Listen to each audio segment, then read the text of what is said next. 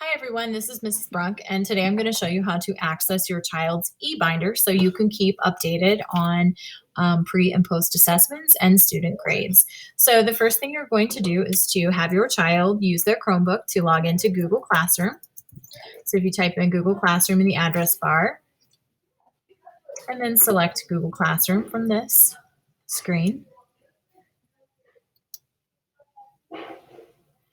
And the first thing that's going to pop up is going to be all of the classes that your child is enrolled in the Google Classroom, and you will find the eBinder. So I'm assigned to the 7th grade eBinder, so that's what we'll be looking at today.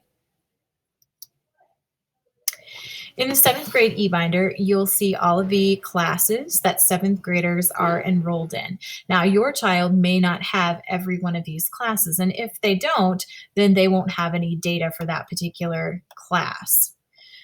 So I'm going to go to Social Studies, and I'm going to click on SS7 Objectives and Scoring Guide. On this screen, what you're going to see first is you're going to see the state objective that we are covering for this unit. So for Objective 1, we did First Americans, and our big objective was to analyze diverse Native American cultures in North, Central, and South America to explain the ways they adapted to their various environments. Then we put it in kid-friendly language, so this means that we explain how Native Americans used their natural resources to adapt to their environments.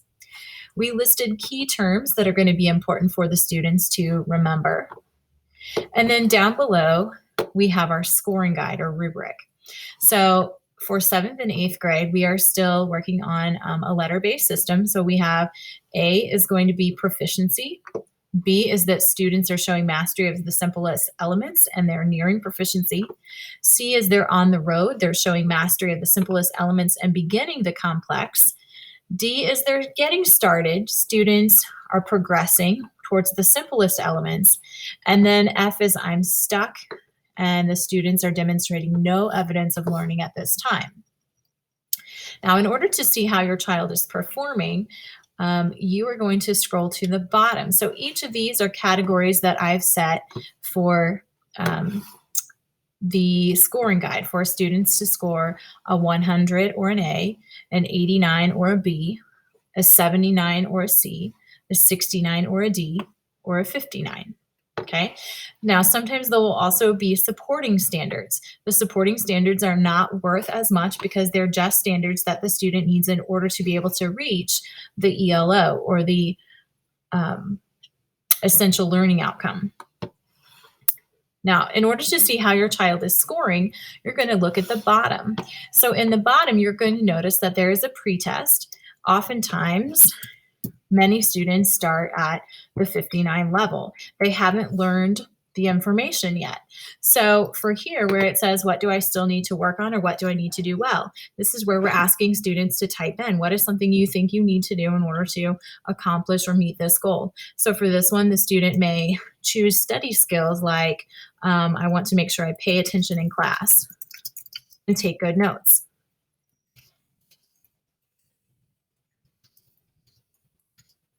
Okay, sometimes it's a very specific thing, like they know they still need to learn something. So along the way, oftentimes teachers will give formative assessments to help to see if the child is making growth throughout this unit. So let's say that I've given a formative assessment, and this time the student has met the skill they needed to get a 79. So maybe they can identify the meaning or apply 70% of the key terms when answering content questions. So the student would have a 79. And in this box, they might type something that they feel like they need to work on. So they can get some of the vocab words, but they need to keep working on that. So this would be something like, I need to study the vocabulary words. And finally, you'll come to the post-test. So the post-test will be the end test, and this is where the students will show or demonstrate their proficiency on a particular skill. So let's say that the student scored an 89. So it wasn't an A yet. They still have the option of being able to retake. So they're going to analyze their test, and they're going to decide what they need to do next. So Maybe I need to review the study guide.